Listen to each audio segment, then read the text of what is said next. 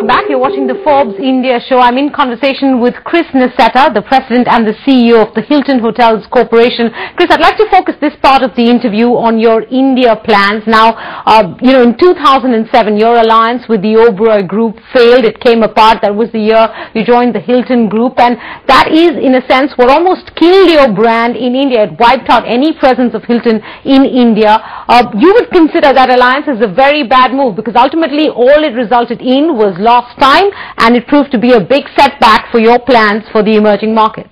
I wouldn't describe that as a failure in any way. I mean, we're a little bit behind, obviously. When I got here, we effectively were exiting the Oberoi relationship, so we had no hotels in India. So versus our competition, I'd say we were clearly behind. But that relationship really, I think, was a very positive one, and I think we parted amicably.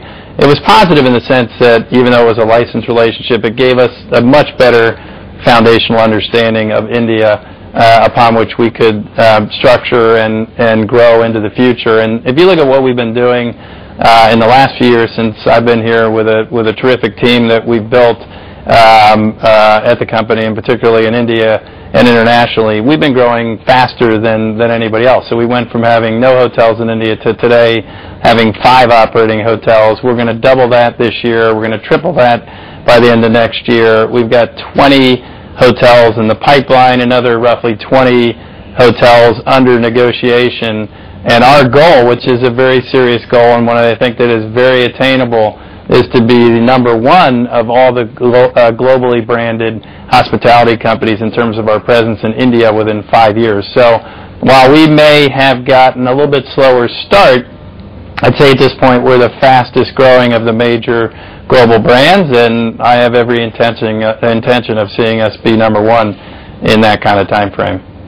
Chris, the plans that you've just outlined mean that this year's best case scenario is 10 hotels.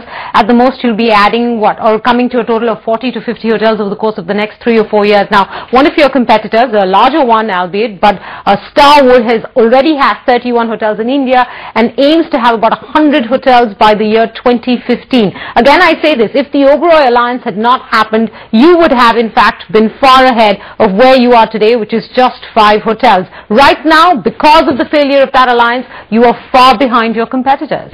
Well, there's no question we're behind some of our competitors. I think if you look at our growth rate, as I described, we're growing a lot faster than any of our competitors. And I think when you and I talk, hopefully 5 years from now, you'll see that it's a very different situation. So from my perspective, we with the Hilton brand have the brand that's #1 in customer awareness in every region of the world.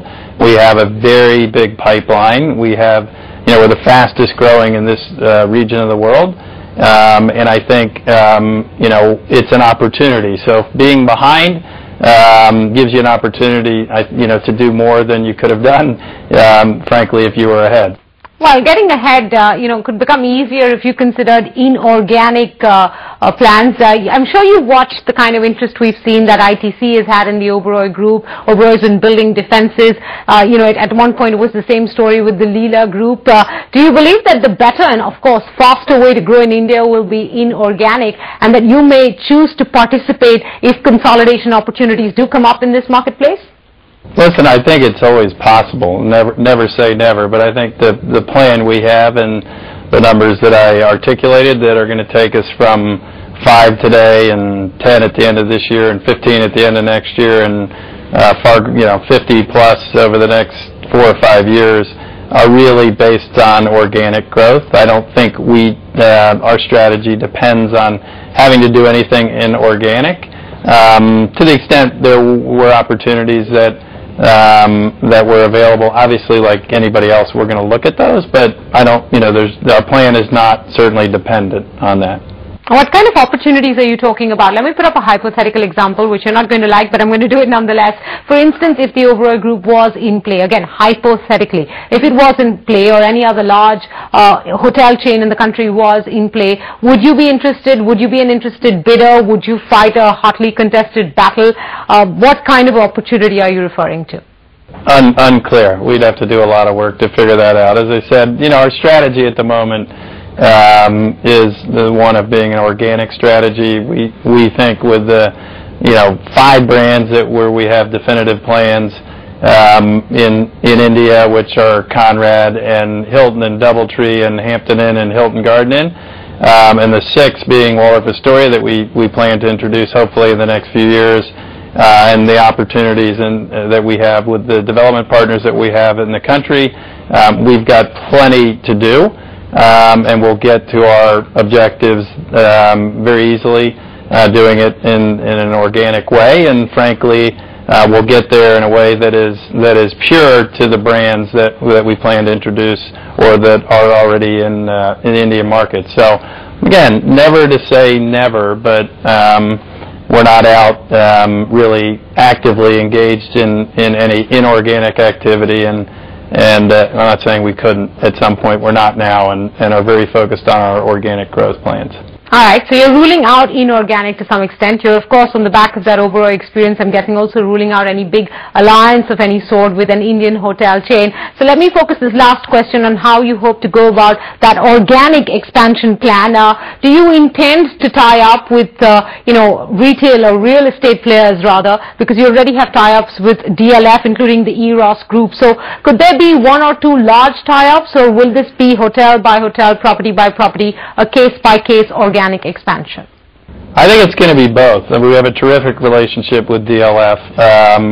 We've got 1 asset with them, the Hilton Garden Inn in Saket, that's doing really well, and we have plans and are working on a number of other transactions with them. We have probably 15, 17 different development partners in the country now, some of which are single asset transactions, some of which are multi-asset types of transactions. My guess is we're going to expand that group to a much larger group of people, depending on the individual circumstances. Some of those are just going to be individual assets in one market, but to the extent that we can expand other of those relationships to be multi-asset deals, we will. We have some, and my guess is we'll expand to have that be a greater number, particularly in the mid-market. So when we think about expanding Hilton Garden Inn or Hampton Inn, I think there's an opportunity to do transactions with individual owners that would be done on a repetitive basis,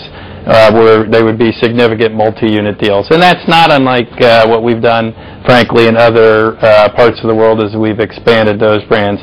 On the full-service side, obviously today we have owners that are multi-unit owners, but more of the full-service, upper upscale and luxury properties, would be in smaller groupings than I think you would typically find with the focus service. All right, I'm going to wrap it up there. Chris Nassetta, thank you very much for your time. Thank you for joining us on CNBC TV 18, and hope you enjoy the rest of your stay in India. Thanks.